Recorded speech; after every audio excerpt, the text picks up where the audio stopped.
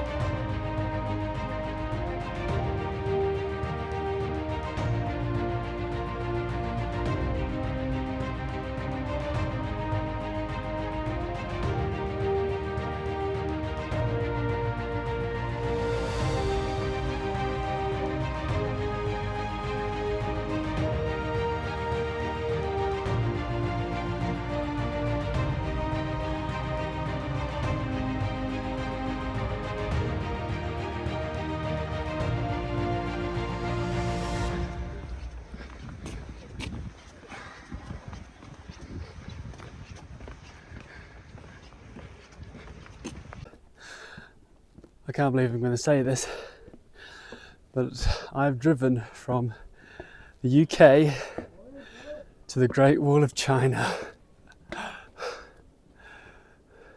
All that way, nearly 20,000 kilometres, and I'm here. What an achievement.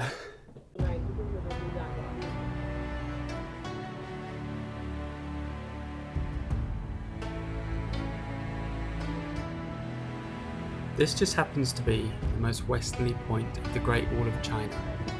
What you're looking at now is the start, or the finish, of the magnificent structure that runs all the way from the Bohai Sea to the Gansu province.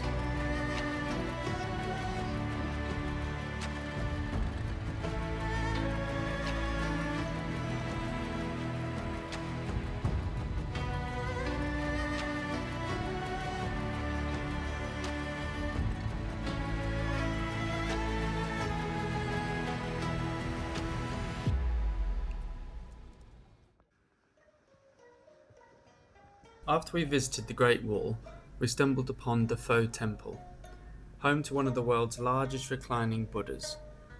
Built around 138 AD and at 35 meters tall, it was a magnificent sight to see. Also in the temple are various disciples. They represent the Buddha's passing into Nirvana.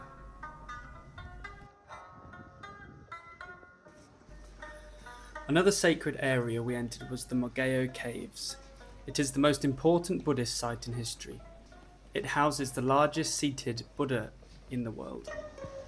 Inside the Buddha is a wooden skeleton, and on the outside is shaped with mud and clay and painted with mineral pigment paint.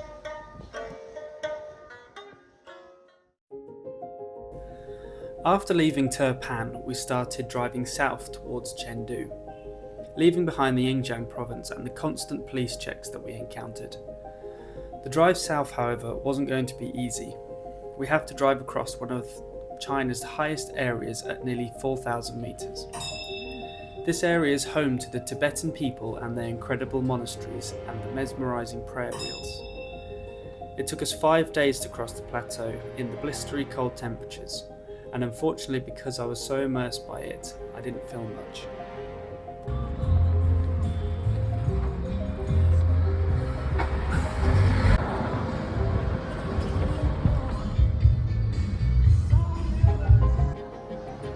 After months of travelling in vast plateaus and mountainous countries, high above the average living altitude, we finally enter the subtropics. Chengdu, a lush green city that is home to the giant panda. After arriving, we end up stopping in a quaint, very Chinese homestay. This was the place where we could finally rest for a few days after what felt like the race across China. During our stay, we had some fun and visited the giant panda sanctuary.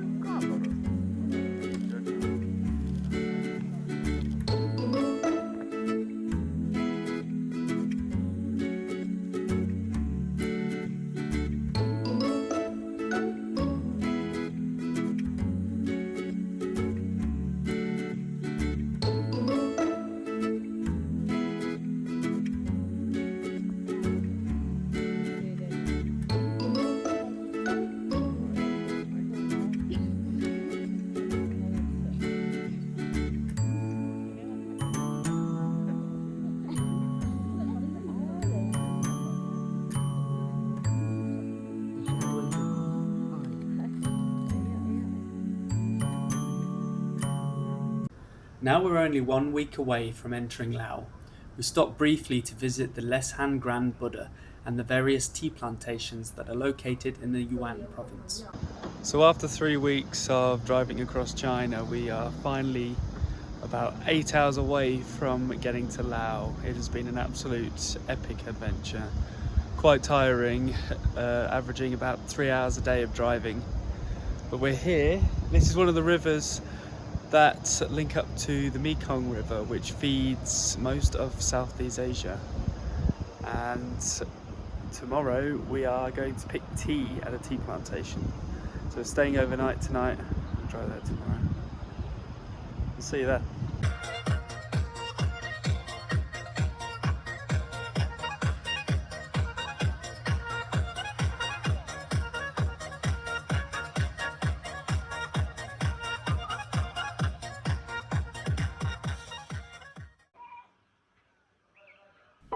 Here we spend 3 amazing days tasting and picking tea with Rita, a Chinese business owner trying to diversify her tea plantation. This part of China is known for the purer tea. Sold all over the world, it has become very popular because of the way it's fermented. We stop at a homestay, which is actually another plantation itself, just a few miles down the road from Rita's. The next day we were up and out, learning the correct way to pick tea. So you pick the tea with 2 leaves like that, and you do that. Is this how to say English? Yeah, tip maybe. One bud. Bud? Okay.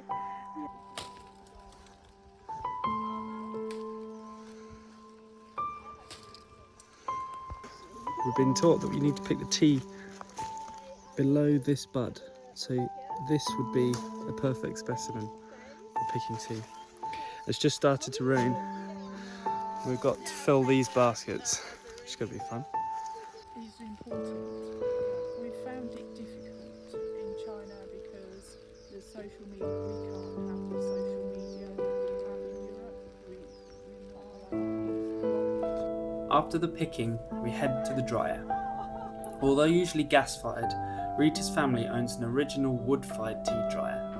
We toss the tea leaves until dry and then lay them out in the sun for further drying. This experience was priceless and one of the best parts of the whole China tour, all thanks to Rita and her family.